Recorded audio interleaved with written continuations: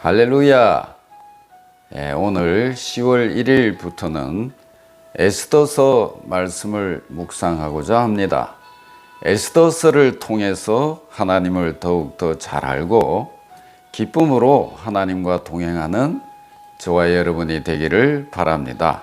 오늘 말씀 에스더서 1장 1절부터 4절까지만 제가 봉독하겠습니다.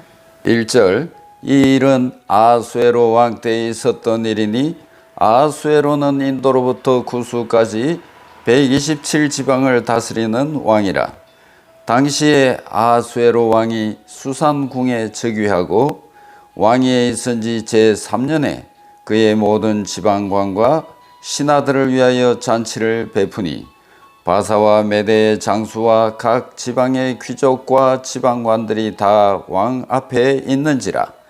왕이 여러 날 곧 180일 동안에 그의 영화로운 나라의 부함과 위엄의 형력함을 나타내니라.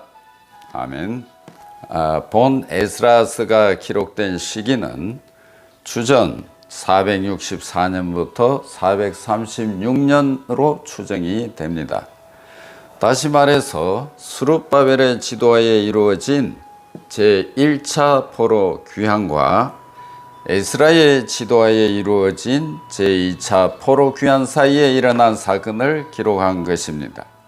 본서의 저자가 누구인지는 알 수 없지만은 바사에 오랫동안 거주하고 바사의 궁중과 밀접한 관계에 있었던 한 익명의 유대인 저자가 하나님의 영감을 받아 기록한 책인 것입니다. 그러면 에스라서는 누구를 위해 기록된 책인가? 1차 수신자는 북왕국 이스라엘과 남왕국 유다의 멸망 이후에 약속의 땅에서 쫓겨나 이방 땅에서 살고 있던 유대인들이었습니다. 그리고 궁극적으로는 신약 시대에 살고 있는 이 땅의 모든 성도들에게 주신 말씀인 것입니다. 생존을 위협하는 이방 땅, 수산성에 비유될 수 있는 이 사회를 살아가는 모든 성도들에게 주신 말씀인 것입니다. 이제 1절 말씀을 보면 에스더서에 기록된 사건은 아하수에로 왕 때에 있었던 일이라고 했습니다.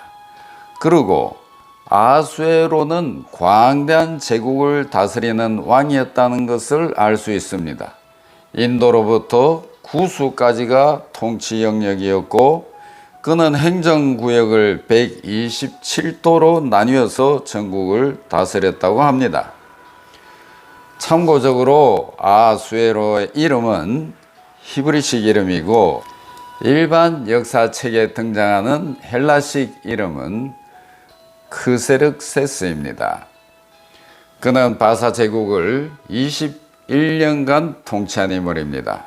이어서 2절에는 에스더서의 이야기가 시작되는 역사적 배경 수산궁에 대해서 기록하고 있습니다. 그곳은 바사왕의 겨울 궁전이 있는 곳이었습니다.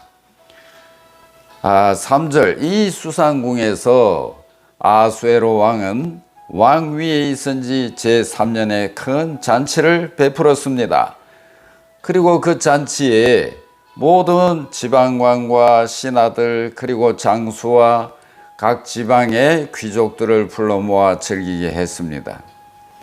이 연회는 당시에 대제국인 바사에게 유일하게 위협적인 존재로 남아있던 헬라를 정복하기 위해서 전쟁을 준비하고 지도층 인사들을 독려하기 위한 그런 잔치였던 것입니다. 4절에 보면 그 잔치는 180일 동안이나 진행되었다고 합니다.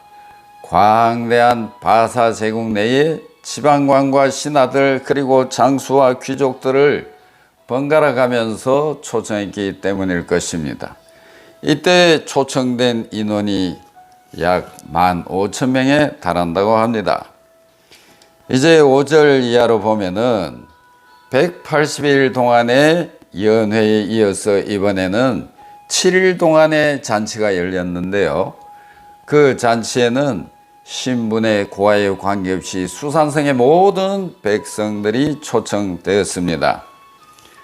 잔치가 베풀어진 그 왕궁 후원의 장식에 대한 기록을 보면은 당시 바사 왕궁의 위용과 화려함과 풍부함을 엿볼 수 있는데, 백색, 녹색, 청색 휘장을 자색 가는 배줄로 대리석 기둥 은고리에 메고, 그러니까 울긋불긋한 휘장들이 잔치의 분위기를 한껏 고조시킨 것을 말하고, 그리고 금과 은으로 만든 걸상, 평상을 말하는데 화려한 대리석 위에 두었고, 갖가지 모양으로 만들어진 금 잔에 왕궁에 보관된 그 최고급 어주를 마음껏 마시게 한 것입니다.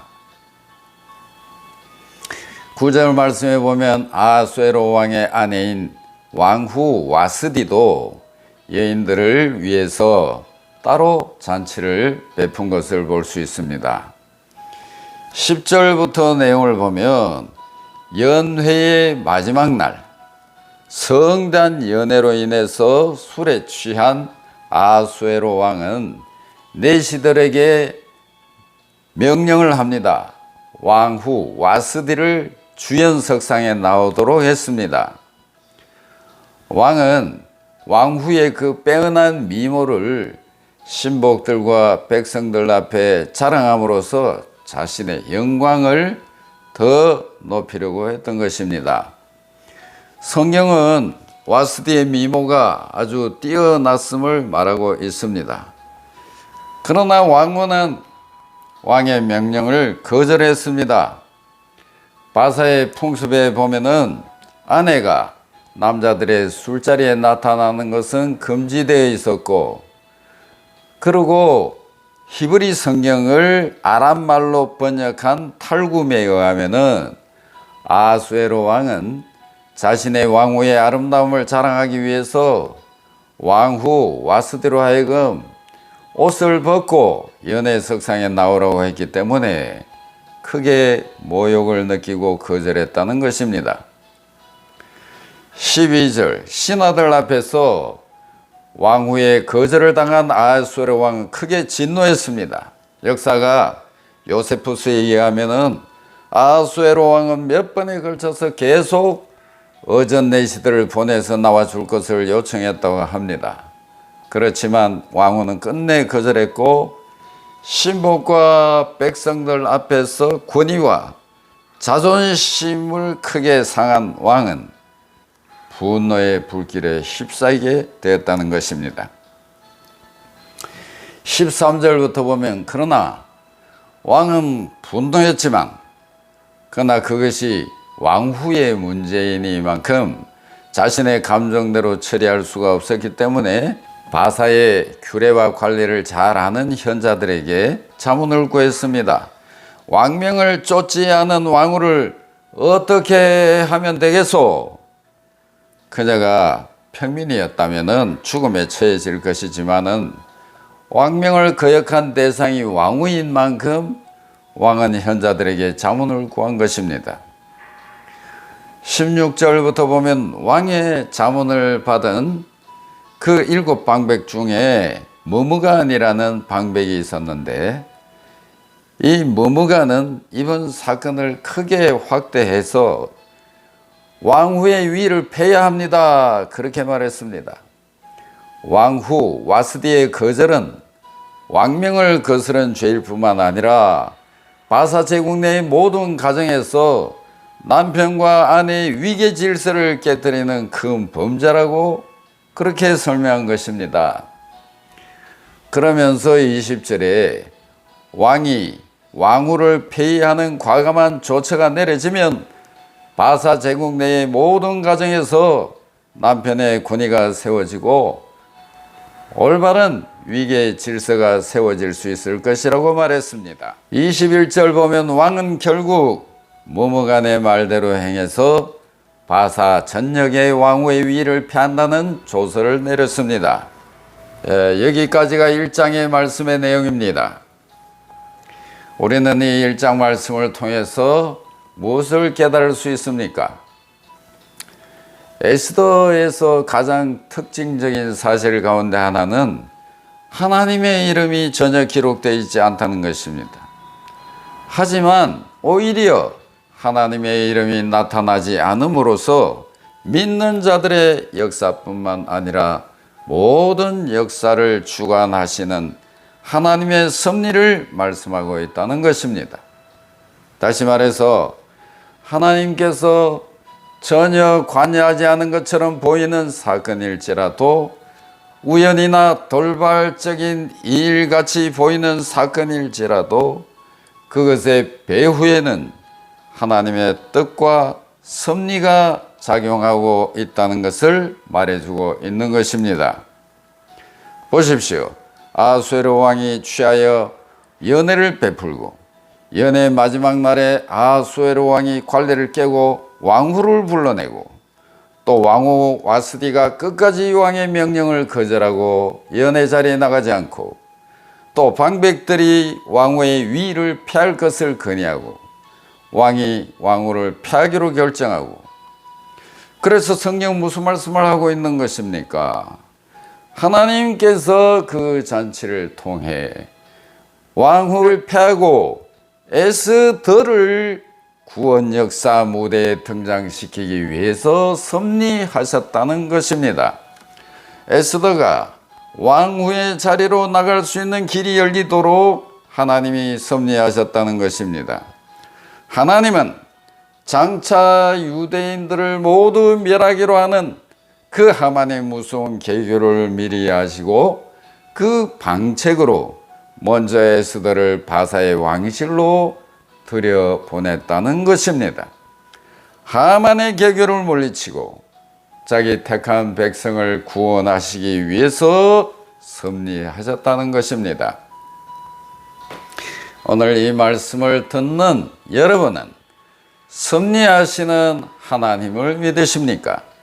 하나님은 오늘도 여러분을 사랑하시며 여러분 각자를 위한 놀라운 계획을 세우시고 당신의 뜻을 이루시기 위해서 섭리하고 계심을 믿으시기 바랍니다.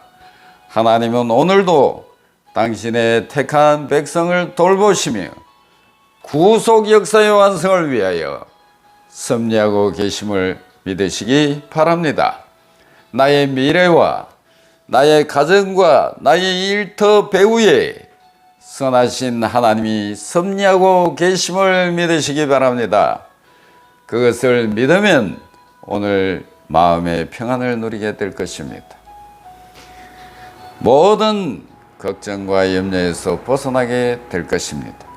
장래에 대한 소망을 갖게 될 것입니다. 기도하겠습니다.